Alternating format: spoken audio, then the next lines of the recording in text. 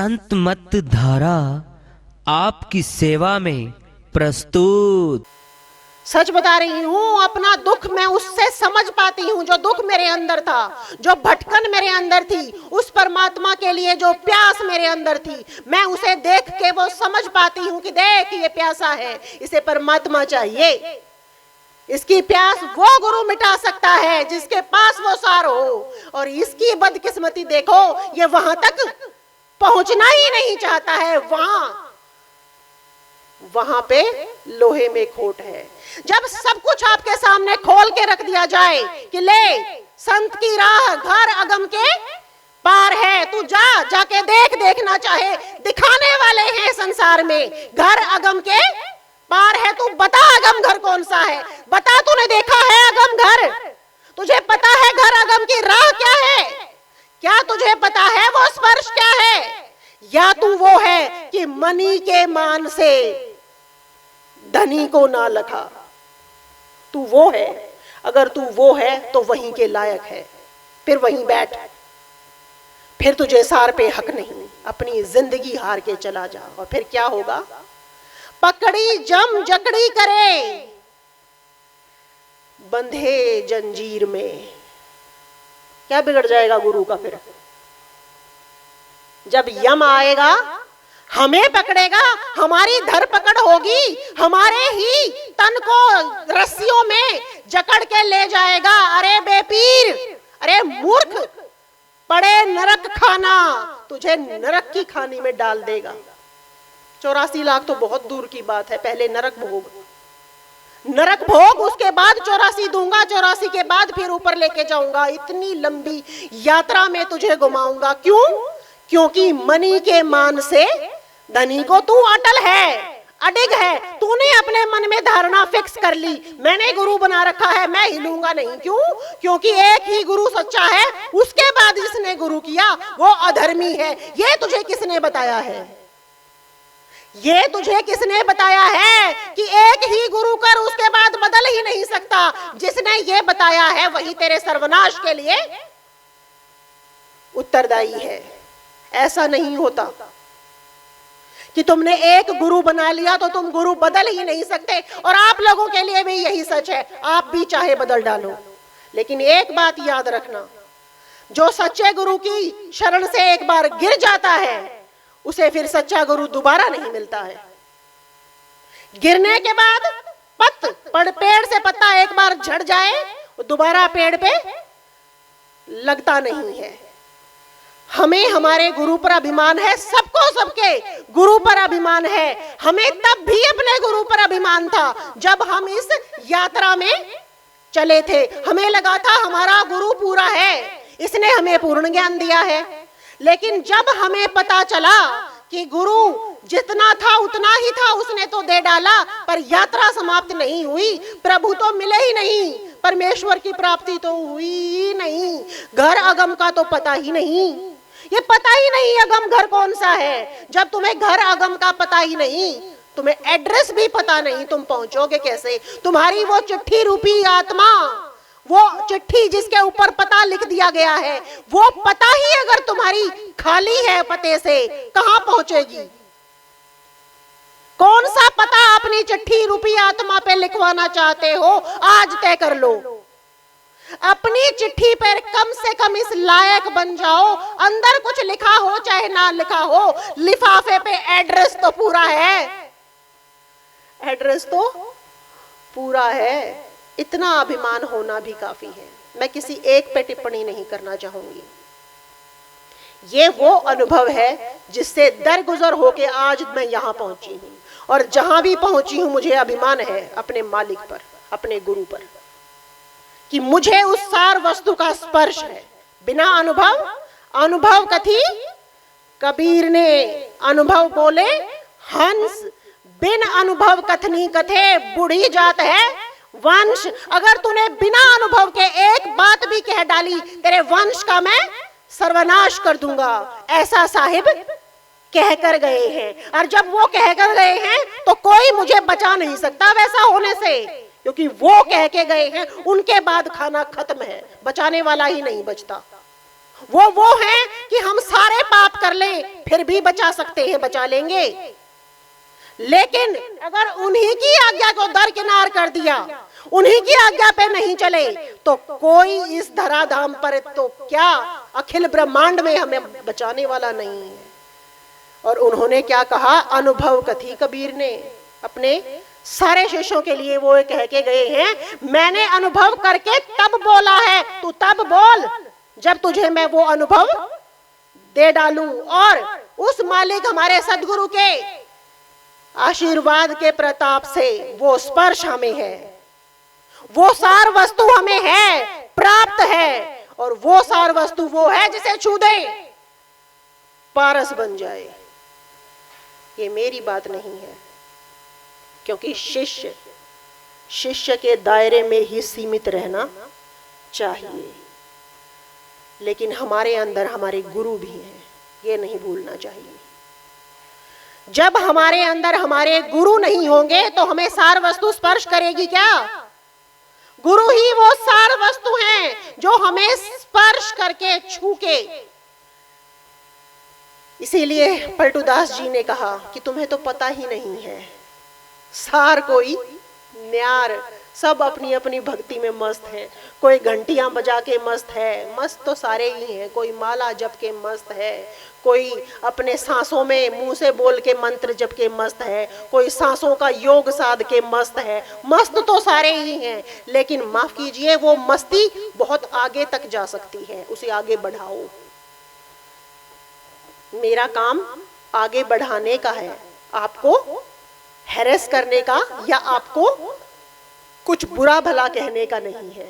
मेरा मकसद है आप जहां तक हो उससे आगे आप बढ़ सकते हो, उससे कहीं आगे बढ़ जाने का मादा आपकी आत्मा में है। बढ़ो आगे, अपने आप को सीमाओं में रख जाओगे, अपने आप को संकीर्ण सोच में, संकीर्ण दायरे में रख जाओगे। यही सोचते रह जाओगे कि एक गुरु किया है, इसके बाद अगर गुरु बदला तो मेरे लिए बुरा हो जाएगा। तेरे लिए बुरा हो रहा है, क्योंकि तू परमात्मा के बताए जाने के बाद भी, उनके रास्ता बता दिए जाने के बाद भी उस पे चलने को तैयार नहीं। कौन है इस धराधाम पे जो परमात्मा का एड्रेस आपको बता सके? कौन है इस धरती पर जो आपको ये बता सके कि जहां तक तू है उससे आगे बढ़? कोई है ऐसा? कोई है ऐसा?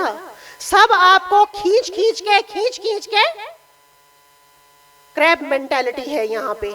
मैं आगे ना बढ़ूं, तुझे खींच के जरूर नीचे पटकूंगा, ये है यहाँ पे।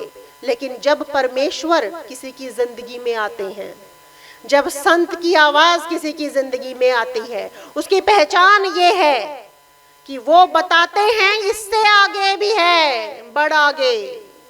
तू मुझे छू, तू मुझे छूने के लिए इस धरती पे मैंने भेजा है। और तू अगर ये कहता है तेरे गुरु में वो शक्ति नहीं है, तूने आज तक छुआ नहीं है। मैंने तभी छू लिया था जब मेरे गुरु ने मुझे नाम दिया था, कोई वक्त नहीं लगा था, कोई वक्त नहीं लगा था। विश्वास करो तो कर लो, ना करो तो किसी का कुछ बिगड़ने वाला नहीं, इतनी परवाह मैं करती नहीं हूं। मैंने तभी छू लिया था उस सार वस्तु को। इसीलिए आज आप लोगों से गुजारिश करने का दावा कर सकती हूं कि मैंने छोड़ा उन संकीर्णताओं को, उन पिछले गुरुओं को मैंने छोड़ दिया एक झटके में। बड़ा कष्ट हुआ था कि अब क्या होगा, लेकिन परमेश्वर ने देखा कि ये मेरे लिए चला है, मेरे लिए छोड़ा है तो पाने का हकदार है। अपने आप को जब परमेश्वर ये कहे आ मैं तुझे गले लगाना चाहता हूं, आ मैं तुझे मिलना चाहता हूं, और तब हम खड़े हो जाएं, मेरा गुरु पूरा है, हमें इतना ही दिया गया है, हमें बता दिया गया है, इसके बाद कुछ नहीं। वो तब तक है जब तक बता दिया ना जाए। जब एक बार आपके जीवन में वो आवाज आ गई इससे आगे भी है, पाने वाले हैं इससे आगे, और फिर तू खड़ा है अपनी अडिगता पर, तो मनी के मान से फिर आएगा ये, अरे बेपीर। मैं ये नहीं कहूंगी कि वो लोग नरक जाएंगे, नहीं, सबके गुरु, सबके एड्रेस पते, सबकी चिट्ठियों पे, आत्मा रूपी लिफाफों पे सबके गुरुओं के एड्रेस पते लिखे हैं। वो उस एड्रेस पे पहुंच जाएंगे। जैसे हमने सांसों का जो मंत्र जपा, हमने जबान का जो मंत्र जपा, हमारे गुरु का एड्रेस वहां पे लिखा है, उस तक वो पहुंच जाएगा। पहला दर्जा।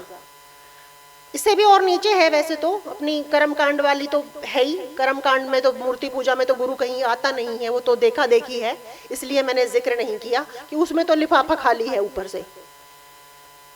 जो कर्मकांड, जो पूजा पाठ, जो तीर्थ यात्राएं जो हम करते हैं, उनमें हमारी आत्मा रूपी लिफाफे पे, हमारी आत्मा रूपी चिट्ठी पे कहीं कोई एड्रेस, कहीं कोई पता लिखा ही नहीं होता है। कहाँ जाओगे, कहाँ पहुंचोगे, किसका एड्रेस? कोई गुरु एड्रेस है तुम्हारे पास? किसके एड्रेस पे जाके अपनी चिट्ठी पहुंचाओगे? इतने देवी हैं, इतने देवता हैं, तुम देवी देवताओं की सबकी भक्ति कर ही नहीं सकते हो।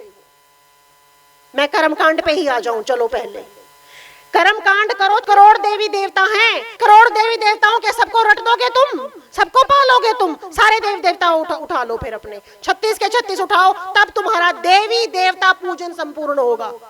कर लोगे इतना? करोड़ को अपने अंदर समाहित कर लो, करोड़ जगह तुम्हारी आत्मा भटकती फिरेगी, फिर ये होगा।